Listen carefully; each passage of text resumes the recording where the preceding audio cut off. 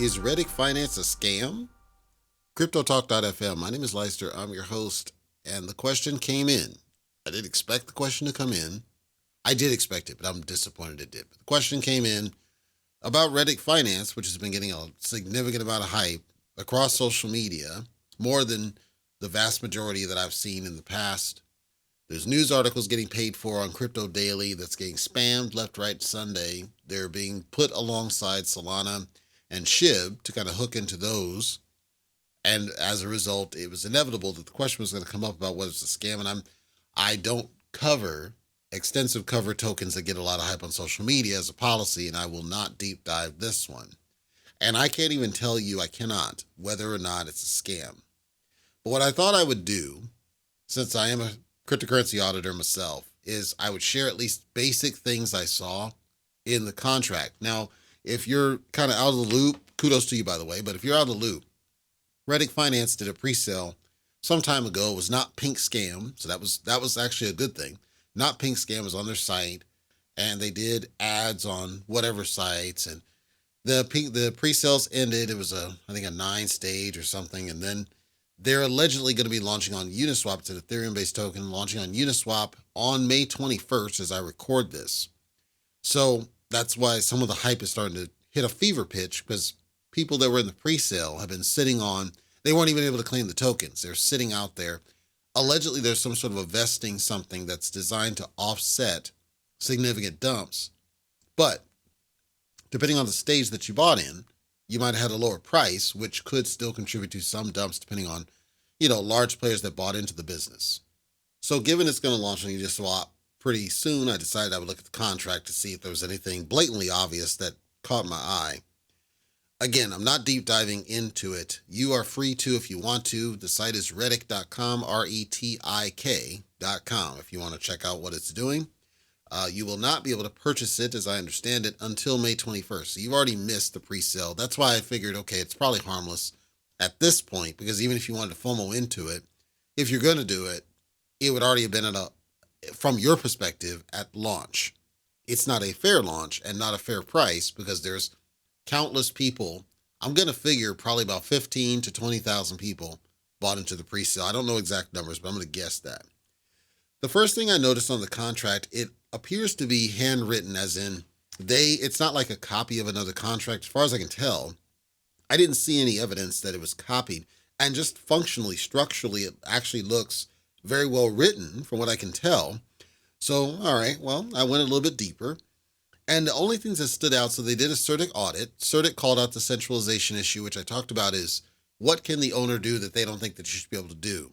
And they gave a finding that talked about it and said, there's too much centralization that you should consider multi-sig wallet. The idea that multiple people have to approve the transaction before it goes through, and you don't have single point of failure with the owner, because if that private key got breached or somehow compromised or even lost, it's going to screw you in the end.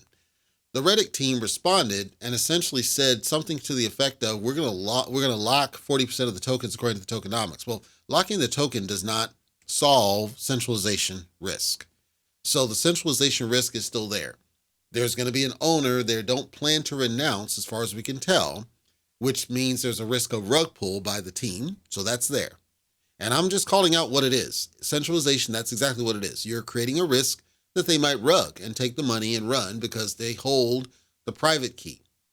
But also, even if it's not malicious, let's say they just lose the key, which has happened, okay, you're screwed, because if there's something that happens, something goes wrong, they can't intervene to help you in any way.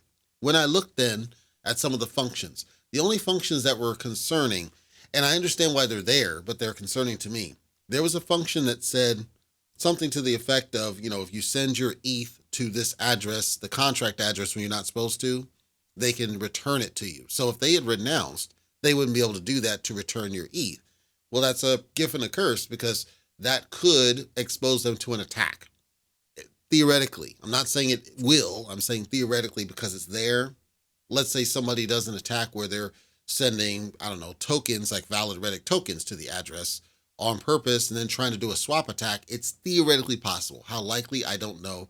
Theoretically possible. They also had a function that was designed for anti-bot, but they hard-coded What they did was they basically did a time span that they believe is likely a bot attack of a small amount of time, as in if the transaction seems to be happening within transaction A and transaction B are within, a very small amount of time of each other, assume it's a bot and block it. Well, if you're a smart bot builder, all you have to do is adjust your timing to go 1 millisecond outside that threshold and it's going to pass. So I suspect there's going to be some arbitrage going on.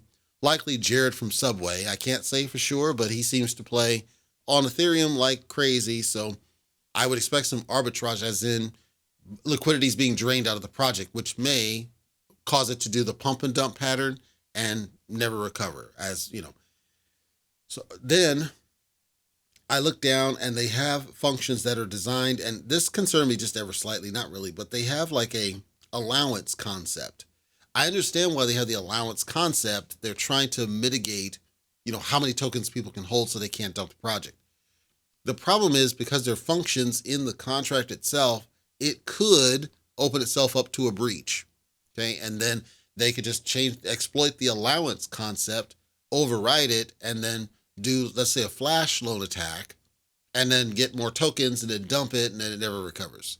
So I'm not saying guarantee these are going to happen. I'm saying I do see a couple of flaws, from my perspective, flaws in the contract that they, at this point, probably felt are necessary to get the thing going. I understand, but there's risk there. So if you were in the pre-sale and you plan to just sell out when it launches, probably not an issue, but there's risk if you plan to stay in it. They are doing a debit card kind of thing. So if you plan to stay in it, just understand there's strong risk that this could get breached or rug pulled. It's possible. I would think it's not necessarily rug pull risk. I would think it's breach risk. I would think that there's some way that somebody can backdoor this business and drain the project. That would be my guess on what likely might happen for smart people. Don't come at me talking about FUD. I'm giving what I see in the contract. These functions could be exploited because they're not addressing the whole owner situation as raised by Certic.